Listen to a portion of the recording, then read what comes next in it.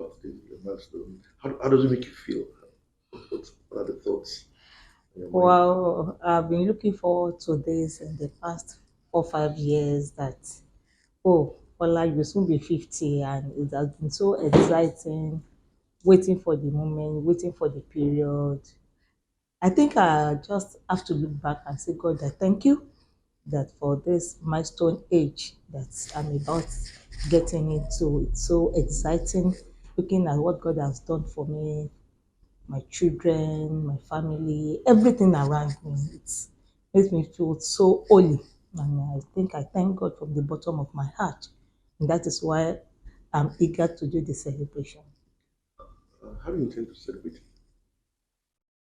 In different ways. I wish I could be able to celebrate the way I want. And God has been giving me that opportunity because in the last few weeks, months, many friends have been there to support to ensure that what I actually feel for my 50th birthday come to fruition.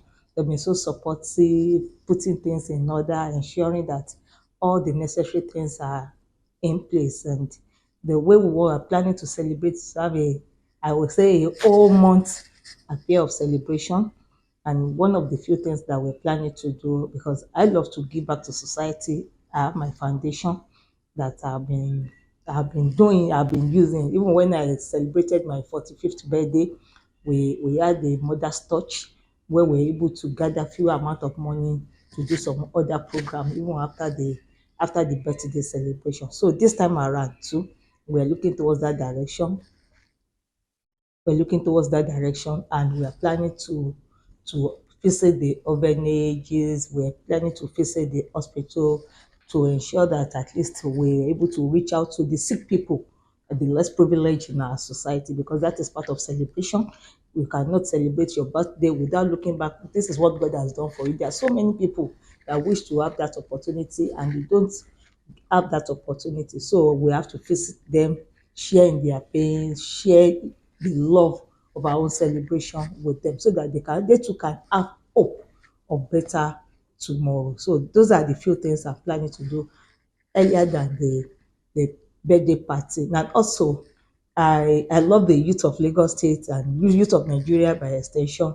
We are planning to have a youth program ahead of the event where I'll be putting not less than 50 youths in the room to discuss about myself, the challenges I face, to motivate them, to encourage them that yes, the sky is just the beginning. They shouldn't see any trouble or any negative thing about their life. They should see everything that they come across in life as a challenge that will lead them to better future. So, and to train them on few things that have been, the few people that have passed through me have learned and I've seen the results from those people. So I'm trying to extend it even towards my 50th birthday with the youth of Lagos. So we are planning to have that youth event, and there's going to be football competition as well ahead of the to show the skill, to show the football enthusiasts the way to go, and they'll be starting that I think early late this month. There will be a lot of competition among the people, the youth in my local government, Alimosho Federal Constituency, and then the final will be taking place maybe a few days to the birthday celebration. And those are the things we are planning, and we are going to have a night of praises. The night of praises is just to show the gratitude to God Almighty for sparing our life to this to that day and to celebrate ourselves and to praise God ahead of the birthday party. Let me take you back a bit to your growing up years. Where were you born? Where did you grow up? Yes, I was born in the city of Ile-Ife in Osun State. My mother is from the Omishore family in Ile-Ife. So I was born there in Ife in the year 1974, 25th of May to be precise. And my father is a prince from Ijebu-Ode. You know, people are always like, you are from Ijebu-Ode, you are from Ife, yes. I'm from every part of the Western, where I can relate to many places in the Western states, including Lagos State today. So I was born in Ife. I had my primary and secondary school in Ile-Ife. I went to Ansarudin Primary School, Ogmagbara, and I went to Seventh Day Adventist Grammar School there in Ile-Ife before I went to the University of Ibadan to study biochemistry, later to University of Lagos to study pharmacy, and that is how I've been able to like do my academics program from Ife to Ibadan, from Ibadan, then back to Lagos. Let's talk about your professional careers, your choice of studying pharmacy. Why did you decide to go into Okay, pharmacy? that's a very interesting one that I love to share with people, especially the young people. When you are determined to achieve something, no matter the challenges, no matter the obstacle, if you believe in yourself, you believe in your dream, you can actually achieve that goal. I started dreaming to be a pharmacist since I was in class 3. I just want to be a pharmacist because I love to care for people and I don't like injection. I don't like blood and I want to care for people. So the only option I have not to be a medical doctor is to be a pharmacist. And that will give me the opportunity to care for people without me having to go to the anatomy to go. It's and that is where the imagination started then. And when I was given admission to study biochemistry, I wanted to reject it because that is not the course of choice for me to study. But since that is the only option that I was given then in the University of Ibadan, immediately I left my secondary school. I had no choice. But even there in the school, I was not ready for the biochemistry. So I continued to write the JAMB year in, year out until I was able to offer the course of my choice. So it's consistency. It's consistency. You need to be consistent in what you believe in. You can achieve it. It might be delayed, but you can still achieve it as long as you know that is where you want to be. So thereabouts, the day I was given the offer of pharmacy, I quickly left the biochemistry and I jumped into the best offer that I love to actually study. So that is why I find myself in the University of Lagos, and I think I had the best time. But the different experience I had in the University of Ibadan, Lagos, is that when I was in Ibadan, I was actually a student. I participated in every activity you can imagine a student that need to participate in the university. I joined the school union, the student union of the university. I was part of the Aluta. All the 1993 June 12, we were there roaming around the streets of Ibadan, Agodi, cooking in front of the government house. So I was part of all the activities. They call us Ijabite comrade. When there's any election, we have a candidate to campaign for. So I had my swell time when I was in the University of Ibadan. But when I went to University of Lagos, I went to pick a certificate. So I was very, very serious and committed to only the academic environment, not all the student unionism or anything. I really didn't participate in that when I was in Unilag. But in Ibadan, I was everywhere with everybody, be the care guides, be the MSS, be the this, be so I had the best time in University of Ibadan. So that is still my best memory school then, because before, by the time I was in the University of Lagos, I was already married at that time. So I was busy with so many other things, so not able to do so much of the student activities then. Could that explain why you decided to go into politics at one point? I think it's just in your mind. The purpose of going to politics at the time I went into politics, not even about the unionism then, and I would say it's still connected to unionism, because when you see something that is not done properly, a commander will always like to see reason why it is not done properly, and that is the reason why I went into politics. And how easy was it at the time you joined active politics? I know, politics can never be easy, and I don't want something that is easy either. I love challenge and I love to challenge people. So if you say something is easy, that means for everybody. The one that is not easy, that is what I want to find myself in doing. So if it is easy, I might not have been part.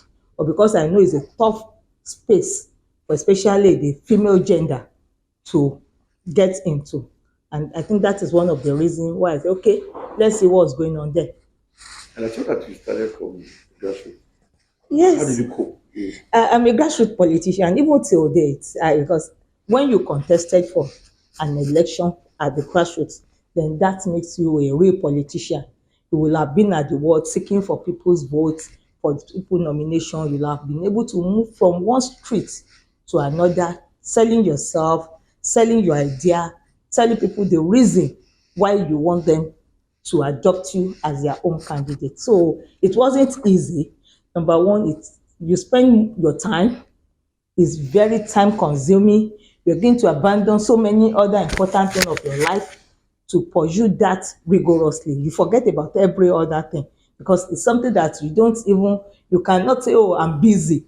Everywhere they are calling you, you need to appear, you need to show your face. You can't be busy, and when you are already at the grassroots level, you're already with the people and they want to know who you are, and you need to tell them who you are. So whenever they call on you, you must be able to answer their call because you want to tell them you want to serve them.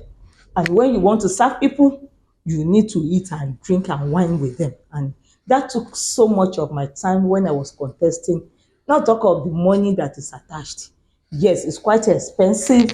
It's very, very expensive. It's deep down into your pocket, especially when you are coming in newly. So the time I joined at the middle level, and before you can be known, you need huge amount of money. That is just the truth. Or else you will just be you will just be parabolating and nobody will say you. But if you really want to be known, yes, you must spend money. And also, so you've had a very impressive public service tenure. I've been serving several ministries, and how did you cope with all the various ministries that you found yourself having to run at Yeah, various times? yeah, to the glory of God. I think when I was growing up, I had bit of challenges that you just need to learn and learn very fast in new thing. You don't, so whenever I get into the new office, no matter the kind of office I've been deployed into, I take my time to quickly study that ministry and study the challenges attached to the ministry. What I used to do is to know the mandate of the office and know the challenges attached to that mandate. I always look for the trouble within the ministry and how to solve the problem. So whenever you are coming to me to seek my audience, the area of concentration is what are the problems. I don't want to know anything that is good in the office. I don't want to know the positive side of that office, but where the problems lies. And another important thing is, what am I leaving behind? Because the first day I enter an office, I'll be counting down. The next day, I might be out of this office. So even if I have the opportunity of spending 24 hours in an office, I must leave an impact. And I go to the office with full determination that this is an opportunity for you to serve your people. And when you are serving your people, you must give them the best of yourself. So that has really, really helped me in all the ministry that I had served, because I go inside the office with determination that I have to serve the people. And I always encourage people that my office is widely open.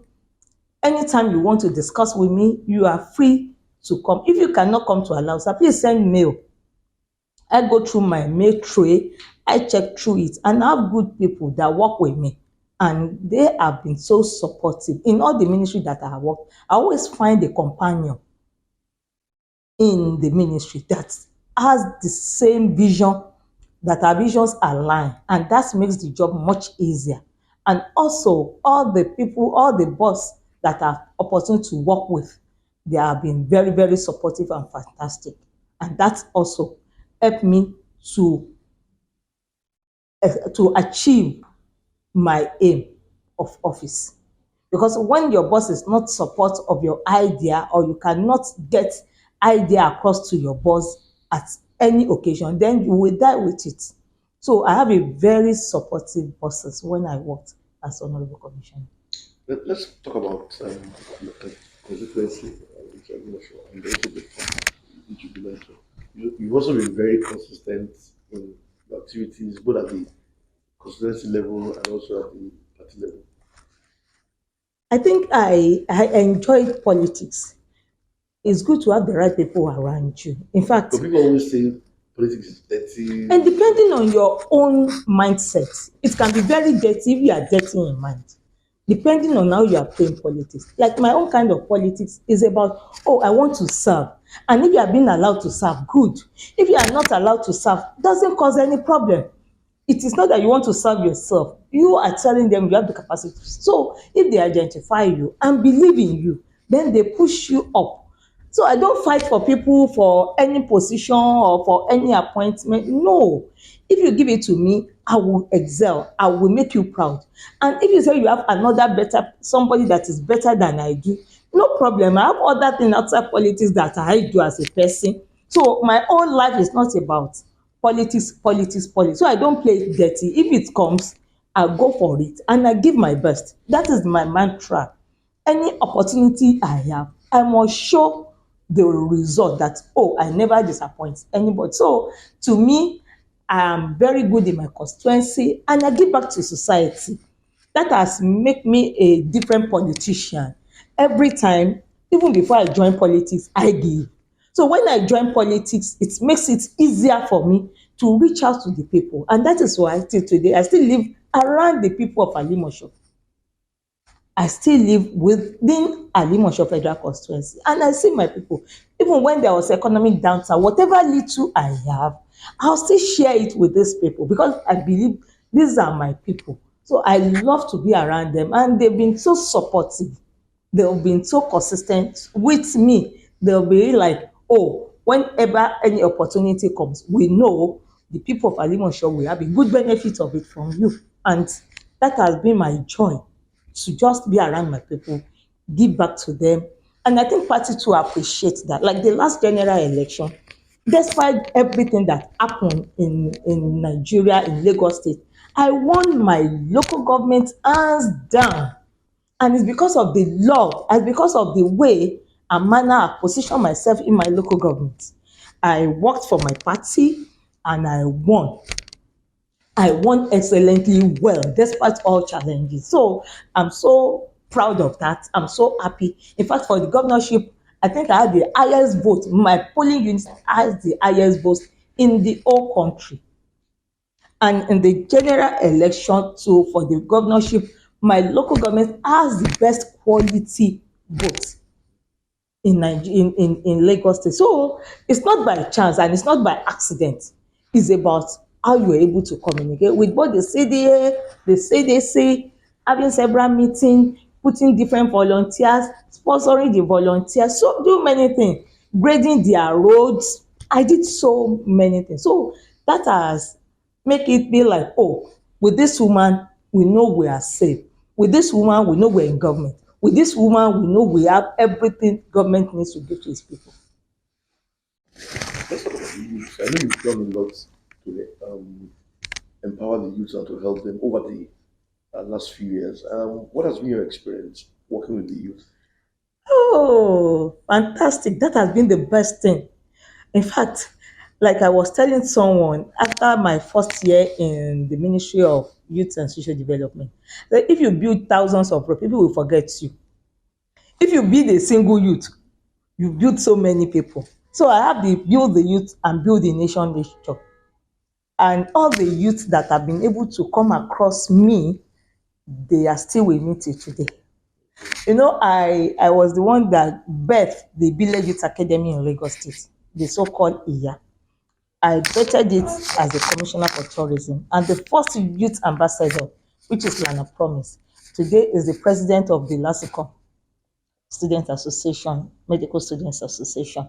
That's one of my products. I have so many of them within and outside Nigeria. The last time I went to New York, I just saw someone dragging my bag from the behind. It happens to be one of my youth. So anywhere I go to, in Abuja, I was just at the airport, they were dragging my, that is the best that can happen to anybody. So those youths that have been able to give the best to where I was in office, they are giving back to me today. They are in every good places you can imagine and they will still get in touch. They still look after me and I look after them till today. So that is the best ministry I worked. Let's talk about your advice to people talking about the president who's in power now, who's from the APC, and who has also been someone you work with. Maybe. What would be your advice to people who are You know, complaining? I always tell ourselves during the electioneering, I told our people, you can never have it better than President Asiwaju Bola Ahmed Tinubu. as the leader of Nigeria. You cannot. God has endowed our president. And with President Asiwaju Bola Ahmed Tinubu, we are endowed. This is the person that has the understanding of economy, that has the understanding of the human, that has the understanding of what you can call governance. He has everything. The only problem Nigeria has is we Nigerians. The day we decided that, okay, you and I, individually and collectively, are ready, President Asiwaju Bola Ahmed Tinubu will not be the director in the ministry, will not be the accountant in the office. Let everybody do the right thing. As a Nigerian, we have the best person, not the right person. We have the best person as the president of Federal Republic of Nigeria today. And if we did not cooperate with him, the dilemma we are in the past, and the worst now is already in the past. The glorious day is closer. But the only solution that all of us need to change our attitude. We should stand against the wrong thing that is happening in our environment. Not only in government, in our environment, where you are, ask yourself, your inner mind, have I done the right thing today? It's only when we, all of us, till the cleaner in the office, till the person that will carry file, that if you did not give me money, I will not take your file to the right place. We all need to change our attitude to governance. President Bola Ahmed Tinubu is the best person. He has the best team that is working with. And I have never seen a kind of person our president is. You know, I know him very, very well. I had this experience with him when we were during the electioneering. I was with him till around 3 a.m. I was dozing off. I imagine a woman, I'm just getting to 50. I cannot do that for 3 days. It's not possible. But Asiwaju has been doing this consistently. I was with him, I left his house 3, and there are still other people waiting to see him after I might have left. By 6 a.m., I heard he has left the house, he has traveled again. I don't know where he gets the energy from. This is the man that think about Nigeria every now and then. When I was in Saudi the last year, Umura, we were together, and all he was talking about is about the best Nigeria can have. Is in his sleep, in his thoughts, it's all about Nigeria. So when you have, and the best thing they are doing, this administration is doing present that I'm very proud of, they've been so communicative. Everything, every policy, they send it to Nigeria. So you know everything that is happening in government. That is enough. If they are not sincere in changing the narrative, they won't be giving you day-to-day activities of their government. So the only thing we need is to be patient. Is to be patient. I know we are impatient. In all ramification, we are very hot to achieve everything. They've been there. We should just be patient with our president. Let him do what he needs to do. I know he will not be deterred with your noise, with everything everybody is saying. But the only thing is to continue to encourage him. We are not saying we should be clapping every time. That is not what we are saying. But when you see him doing the wrong thing, please appreciate it. Please appreciate it. So he will be able to do much more. And all the ministers, all the DGs, all the MDs of government, let's encourage them to be able to deliver on their assignment. Looking back at your life at 50, what are the lessons? What are the things you've been able to pick up along the line? Perseverance, determination, consistency, and to crown it all, fear of God. When you have the fear of God in you, everything that you plan to do, God will guide you, because you already put him ahead of what you are planning to do in life. So in my life has been, I've left myself to God to guide. Before I do anything, I talk to my God, because as a believer, you must live your life to God to determine your ways. And that has really helped me.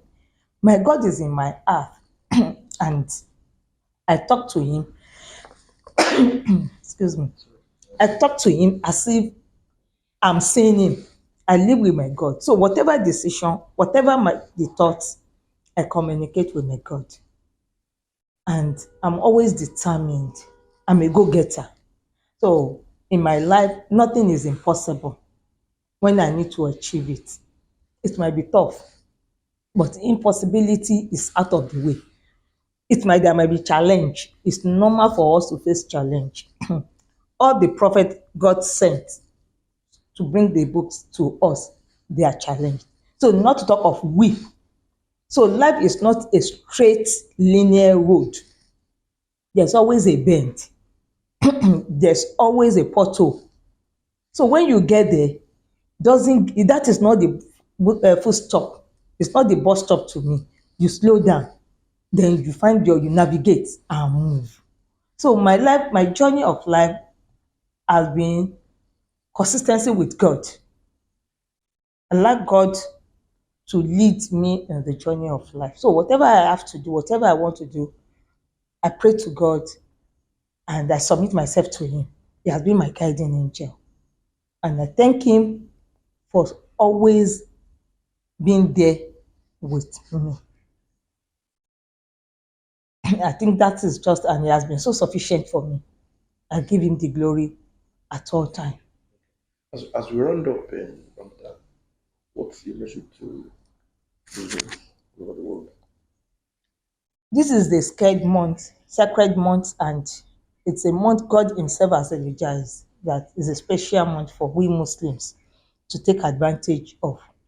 And the best we can do as a Muslim after the month, the lessons of the month should still abide with us till the next Ramadan. We don't live any other life than the life we live during Ramadan. What are the lessons of Ramadan? We should keep in touch with ourselves, show love, and give to the people that need. We should know the right thing God has admit us to do and the wrong thing He has forsake us not to do. Let's continue to imbibe that spirit of love, the spirit of forgiveness, because we believe this month of Ramadan, God has shown us mercy. Then we should learn to show mercy to others. So all the teachings of Ramadan, many people has done different things during the month of Ramadan. We should continue in that way, even after the Ramadan, till another Ramadan comes again to our life. Okay, I've noticed your simplicity and humility in terms of lifestyle. What explains this? Even in your dressing, in your way of life, and all. Well, people always say that you are so simple, you are so humble. But what do we bring to this life? What are we taking? Life itself is a simple life that when you sleep, you don't see anything. So what will I now carry up upon myself? It will be too big for me to carry. So I love to be simple. Yes, I'm a princess from Ijebu Ode, and I wear my crown inside me. I love my background, I love my lineage, I love my heritage, but it doesn't really give me that to show the world that this is me. No, I love my private life.